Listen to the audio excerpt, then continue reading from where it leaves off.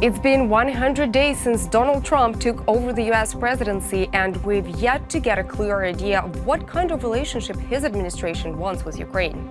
Joining us in the studio today to discuss this is Terrell Jermaine Starr. He's a reporter who writes about Russian-U.S. relations at Foxtrot Alpha and other publications.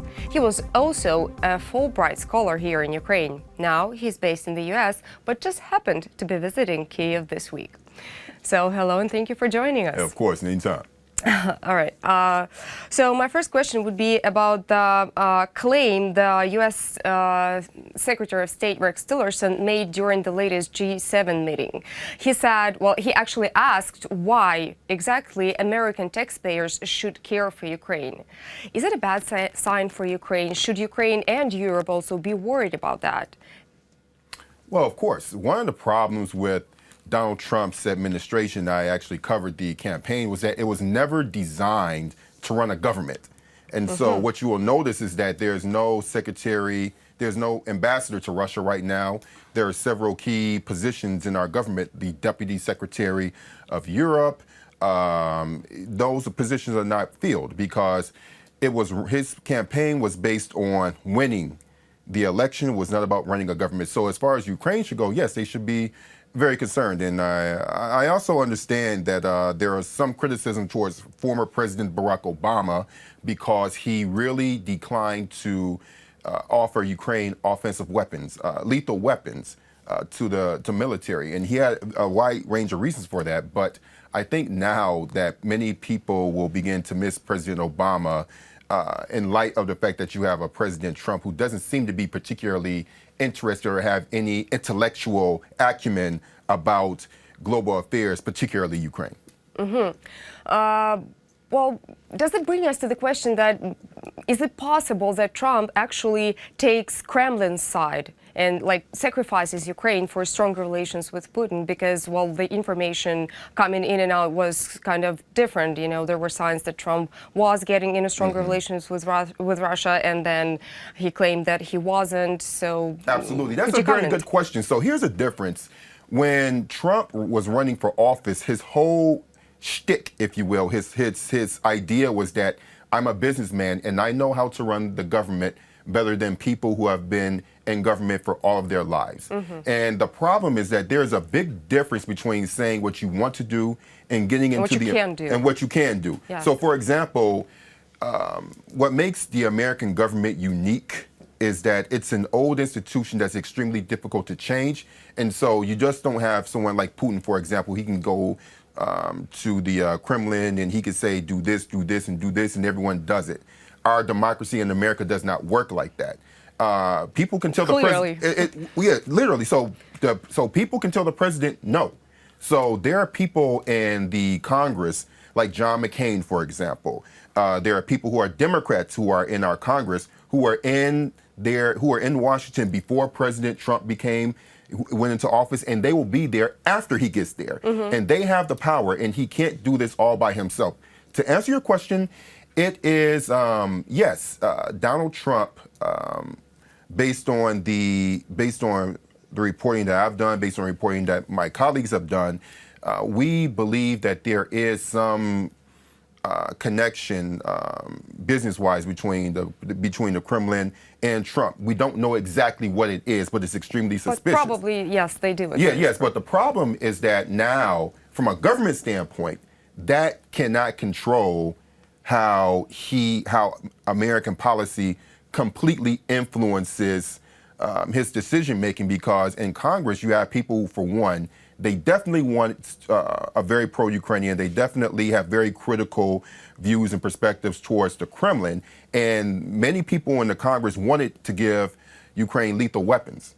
And so what you're seeing right now is that, yes, the president ultimately has a great deal of control over sanctions, have control over the course of policy, but because he does not have the right experts in place to really inform him, sometimes the information that he may be getting from his top policy advisors, which are, Steve Bannon, who has no international experience, actually, this is causing a major conflict. And so we really don't know at this moment, because there's a clash between the Washington elite and this guy in the White House who does not have an appreciation for the decisions that he is responsible for making. And we're not, and honestly, we're not really sure. Well, we are sure actually at this point.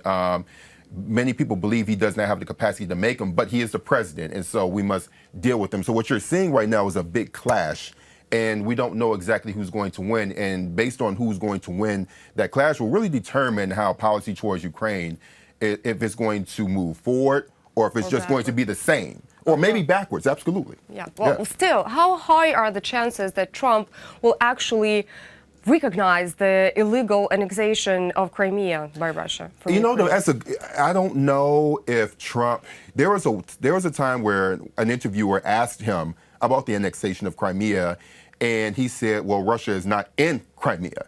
And the interviewer had to tell him to explain to him that yes, they are. Okay. I just have to be blunt about it. Donald Trump is not someone who is very informed. People look at his money and people think that, oh, he's a billionaire and he's rich, and they think that equals intelligence. They think that equals an understanding of the world. And what we're seeing is that it does not.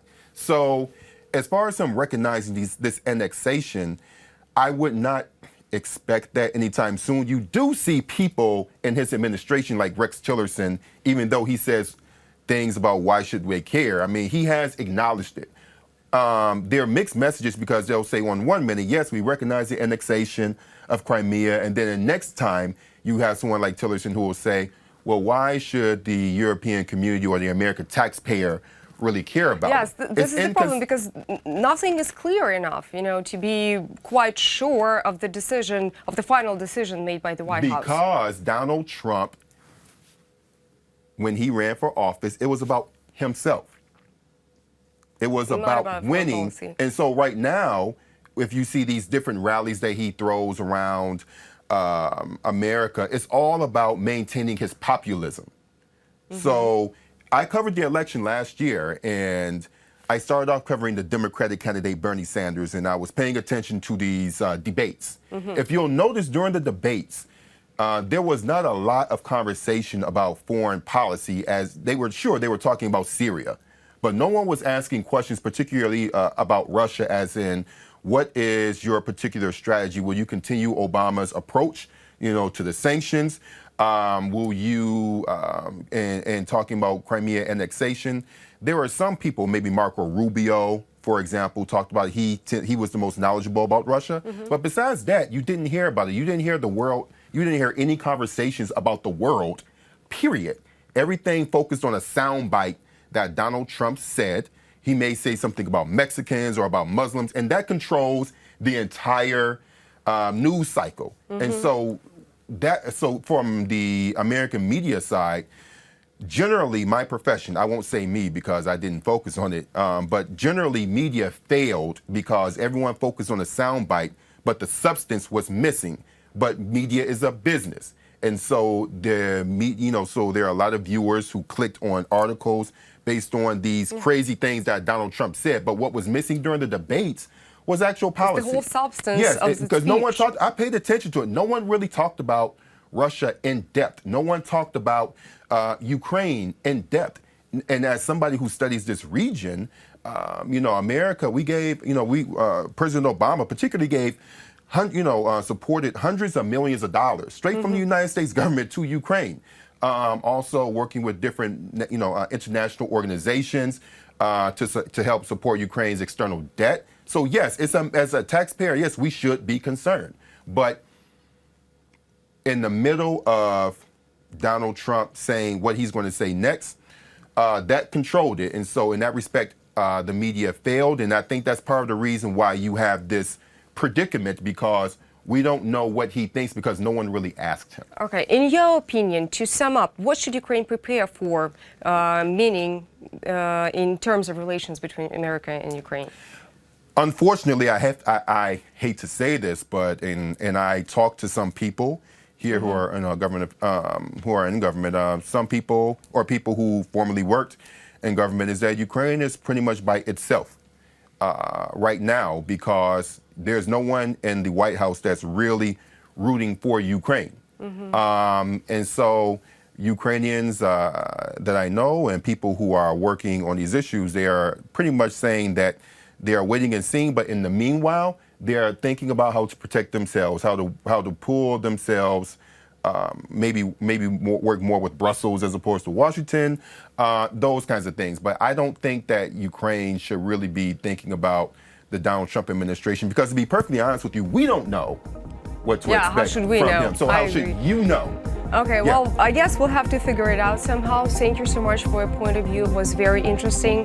That was Terrell Jermaine Starr. He's a reporter. Thank you so much for watching, and goodbye.